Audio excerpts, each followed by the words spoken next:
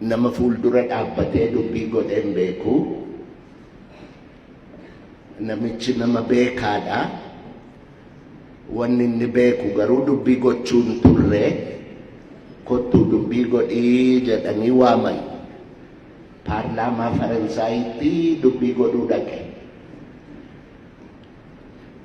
Yeroo dhaquu waan dubbatu sana katabeetii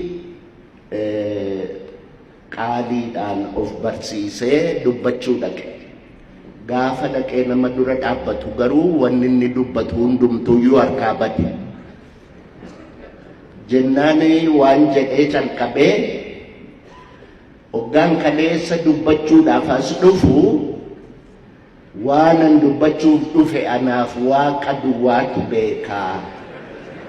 Amma garuu Waaqa duwwaatu beekaa jedha.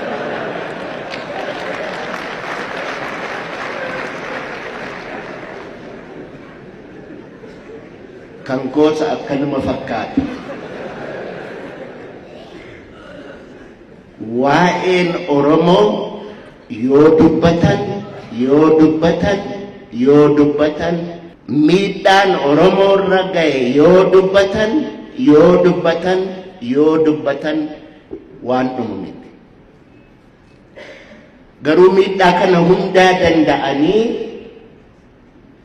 dhaloota har'aatiif lubbuu isaanii kennuudhaanii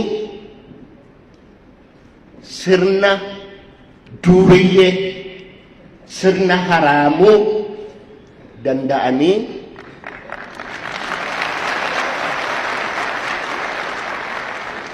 afaanni Oromoos akka as gahu seenaan Oromoos akka badee hin awwaalameen dhabamne gochuudhaaf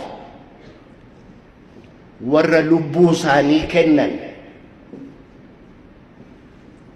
isaanii warra barabaraan jiraatu warri akki Abubakar Muusaa maqaan isaa har'aasitti hin ka'in guyyaa qubee kanaan waa katabuun dhowwaa ture. Halkan ijoollee walitti qabee ammayya amuumaa ajjeese abbaan addeessaa aduudha addooyyeetti oduu odeesse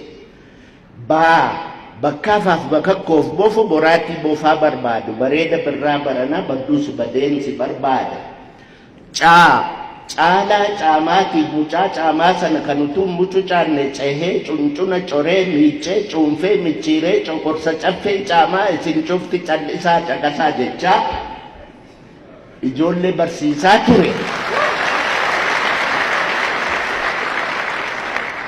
Abubakar Muusaa leenca ituu humbannaa ajjeesanii waraabessi nyaate. Dargiitu ajjeese. Abubakar Muusaa, Sheek Bakrii Saphaloo warri kun warra ijaajjee ilmaan haraamuutiin mormee qubee isin har'a jettan kana qubee isin akka har'a qoosaatti barattan kana nuyi halkan dukkana keessa dhokannee baran akka inni ifatti ba'uu fi warra akka Abubakar Muusaa fa'itu warra akka Sheek Bakrii Saphaloo fa'itu lubbuu isaanii kenna. Qubee amma jettan kana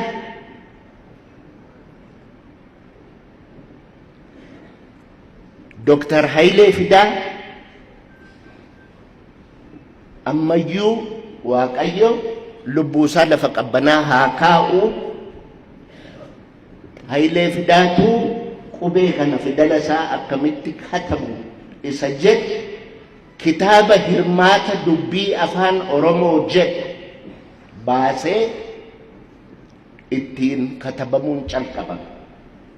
Sana dura immoo abbaan Gammachiisfaa Oneesimoos Nasiib fidala Habashaatiini jechaan fidala Saabaatiini katabaat turan.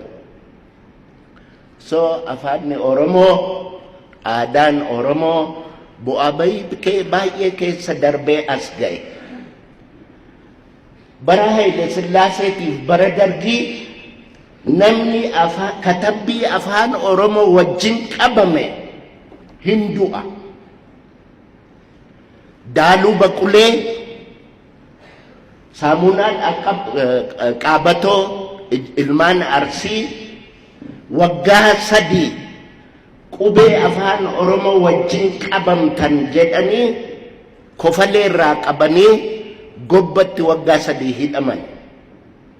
Qubee afaan Oromoo wajjin qabamtanii duwwaadhaaf. Daaluu Baqulee har'a lubbuun jira. Saamunaa Dhaqqaboo lafanni jiru hin beeku. Ijoollee Arsii, Leencaa Arsii, ijoollee qubee afaan Oromoo dhoksitee bara Abubakar Muusaa sanaa halkan dukkana keessa warra barsiisaa turedha warri kun. Warra akka Phexros Jaarraa, warra akka Ashannaa fi Waddeessoo, warra Waddeessoo Jaarraa, Leenci ilmaan Arsii,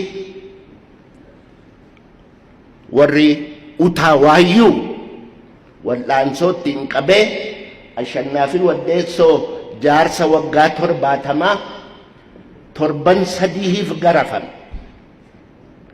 Nuyi kana sodaannee bara Dargiitiif bara Haile Sillaasee waan katabne qubee waan katabne dhoossinee qaaliidhaan mataatti qabannee ulfaataan Dr. Nagaasoon addana jiru bara 64 Dambidolloo irratti akka itti nafxanyaan Oromoo irraa lafa fudhate walaloodhaan diraamaan dhiyaate. Diraamaa sana kan katabe ana ture. Yeroo Amaartichi gaafa sana afaan Oromoon beeku, Oromoon afaan Amaaraan beeku, yeroo waliin makanii dubbatan. Lafti kun lafuma abbaa sa'aatii kan inni abaabayyuudhaan irra ture nafxanyaan dhufe. Lafti kun Hazaaree ጀምረው ይኸው ከኒኮቲ ትእዛዛም ጥቻለሁ አች ጉባሳና ከሀገር ግዛቲ ሁለተኛ አትድረስ የምቦዮ ጀቷሞ ይግባኝ ፉቴ ደርቢቲ ሙጉቲ ጀዳን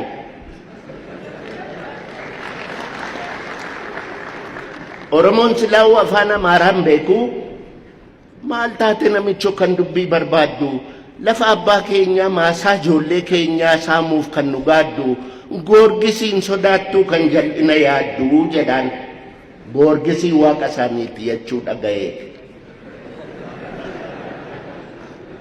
Tokko si himeeraa hatattaa'u yiqiree ti'izaazii mangistiidhaa yeella'uun kirikiree ani kan si himuu yoo barbaadde mikiree yeekkulii sitti kennaa laficha ayi xifaa fiqiree jedhaan. Warraajii dhageenyee har'ammoo jarana lafuma abbaa keenyaa maasaa ijoollee keenyaa qixxee fuudhuuf taana irrattan si gobamee kottuutti dhiira lafaaf lafee ofii wajjin du'uun seera qaradheensi eeboo koo bakaraa jedhaan. Oromoon gaafa sana wanjalanyaa maqicaa fitaabeerii waan jedhan kanan beeku lafa ofii eeboodhumaan eeggatu jedhee yaada.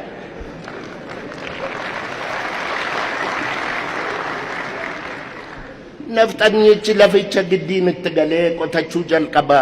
Abbaan lafaa argee faayiliitti banee kessiyaa qarraba. Qaxarottiin geenyaan lachanuu dhiyaatu. Daanyicha silaallaan sidaama gubboo nyaatu. Taraan isaan geenyaan lachanuu ka'anii hagabaa muggutuu jedhe. Daanyichi gaafa sana manatsariidha keewwata. Manatsarii kana faranjiitu keewwataa arganii keewwatu malee ija dhukkubbiif hin keewwatan. Manatsarii liishoo funyaanitti gadi butee Oromticha kanaan anti መንግስት ያላወቀህ ጠጋበኛ እንዴት ታስጨንቃለህ የንጉሴን ነፍጠኛ ትእዛዝ አምጥቷል ይሄው ከሀገር ግዛት ዳኛ ፖሊስ በሉ እኮ ወስዳችሁ ሰዱት በቁራኛ ያኒ ነምቸ ፖሊሲን ጫማ ባለ ቆራቲዳን ኢታ ፉዴ ከርቸሌ ቡስ ከርቸሌ ጊዜ ቀጠሮ ጀዱ ፍርዲን እንጅሩ waggaa sadii karchallee taa'ee ilmaan isaa manaa beelooftee achi taa'ee karchallee taa'ee geerar jiguu diddee karchalleen jiguu diddee nutubaan ishee hoomii kan dhaabaan ishee waddeessaa jaarsattiin du'uu diddee jaarsayaan maballeessaa firri waasii nu didde kana lagaa walgeessaa walkeessaa walal gubbaan hurriidhaan ayyaade kaamucaa koo ishee funyaan furriidhaa karacheelleen dukkanaa nutu keessa quphanaa karchallee atafkiisaa poolisii aqaldiisaa guyyaa kolfee xabsiisaa halkan akka kanniisaa aduun dhiinaan badiisa maaltu keessa gachiisaa jedheeti karchallee sidaamaa taa'ee geerar wanni Oromoon hin argin hin jiru tabbi innitti hin aadin hin jiru ijoolleen keenya ijoolleen qubeen tolatti argame jettanii yaaddan qubeen tolatti hin argamne ijibbaadha Oromoon utuma barumsi faranjiyyuun dhufin barumsa ofii qaba soraa guyyoo soraa sororoo saafee alii soraa guyyoo barqaa wadadii diilee dagaa soraan badde sororoon subbaan badde gochii boddee bade gorsa wallaalee Oromoon gaaraa mukatti bade gaafa jedhanis inni kunis waanuma barumsaati waan ittiin Oromoon seenaa walitti dabarsu ture awwaadide alaabaan taba dide burree marrachuu dide afaan sooddaa yaa'uu galaanni dide waan mal gubbaa ejjuu dhaddachi dide gaafa jedhu sanas waanuma ittiin ijoollee isaatti seenaa dabarsuudha leenci akka Abubakar Muusaa leenci akka Sheek Bakrii Saphaloo leenci akka Girshaa Aagaa obbo Girshaa Aagaa warra Gimbiiti ijoolleen isaa amma Isaayyaas Girshaa kan jedhamu tokko biyya Ameerikaanii jira Biyoonaas yaa fakkeenya Xaaliyaanii yoo barbaadde bayi birraa ganamaanii yoo didde si waraanna eeboo qaramaanii kan inni jedhe gaafa afaan Oromootiin hin dubbatinaa jedhanidha wallaansoo dhumaan dhufnee as geenye wallaansoo dhumaan dhufnee as geenye gaafa Amaarri lafarraa fudhatee loon gadi bobba'ee dambaliin ga'uu dadhabee ol bobba'ee cilaaloo ga'uu dadhabee Arsiin maal jedhe loonni Arsii maal jedhe ol bobba'ee ciliyyoon hanqatu gad bobba'ee dambaliin hanqatu diinni waan taamure haa rakkatu warri Arsii as jirtan nan sobe moo dhugaan dhaadadhe eeyyee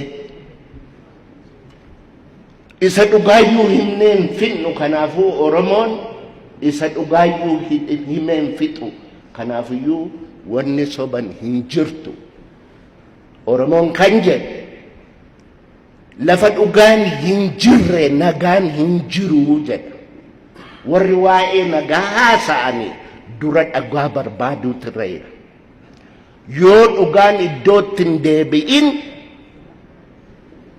nagaan iddootti hin deebi'u kana quba qabaadha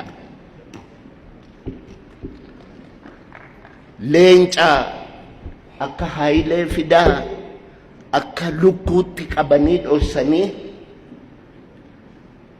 nama qubee har'a ilmaan keenya itti guddattu kanaaf yayyaba buuse hirmaata dubbii afaan Oromoo jedhe kana Haayilee gargaaraa ture gaafas maqaan isaa Mitikkuu Tarfaasaa asii Jarmanii dhaqee Mitikkuu Tarfaasaa namni jedhamu isa sin ajjeesanii quba qabaadhaa Mitikkuu Tarfaasaa sin ajjeesan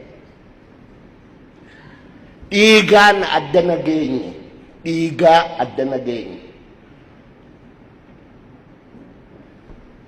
ani har'a kanan dhufeef waraqaa katabadheen afaan Ingiliishiitiin isinitti dubbadha jedheen dhufe malee waan amma dubbataa jiru kana dubbachuudhaaf itti qophaa'ee nu. Waan nama dubbataa jiru kanas ana miti kan dubbataa jiru, dhiiga namaatu dubbataa jira. Quba qabaadhaa.